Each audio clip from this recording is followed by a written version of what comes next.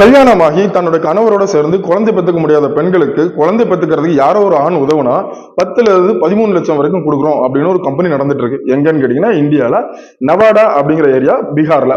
இதுல என்னன்னு பாத்தீங்கன்னா இது ஒரு ஸ்கேம் தான். ஆக்சுவலா என்ன பண்ணிருக்காங்க அப்படின்னா, ஒவ்வொரு சோஷியல் மீடியா பிளாட்ஃபார்ம்லயும் போய் பேபி பர்த் சர்வீஸ் அப்படிங்கிற ஒரு ஆர்கனைசேஷனை உருவாக்குற மாதிரி காட்டியிருக்காங்க. அதுல என்ன சொல்றாங்க அப்படின்னு பாத்தீங்கன்னா, இளைஞர்கள் யாராக இருந்தாலும் சரி, நிறைய பெண்கள் பீகார் சுத்தி இருக்கிற ஏரியால வந்து குழந்தை பெற்றுக்க முடியாம இருக்காங்க திருமணம் ஆனதுக்கு பின்னமும்.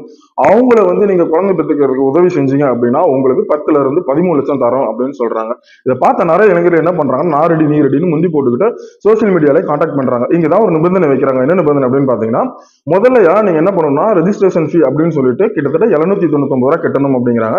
799 பரவாயில்லைன்னு சொல்லி ஏகப்பட்ட பேர் கட்டிடுறாங்க. ரெண்டாவது என்ன சொல்றாங்கன்னா, நான் உங்க எல்லாத்தையும் வெரிஃபை பண்ணி முடிச்சதுக்கு அப்புறம் 3000 ல இருந்து 20,000 வரைக்கும் ரெஜிஸ்ட்ரேஷன் ஃபீஸ் கட்டணும் அப்படிங்கிறாங்க. இங்கதான் நிறைய பேருக்கு வந்து உதைக்குது. ஏன் 3000 ல இருந்து 20,000 அப்படின்னா, 3000 கட்டினீங்கன்னா உங்களுக்கு ஒரு 3 லட்சம் 5 லட்சம் கிடைக்கும்.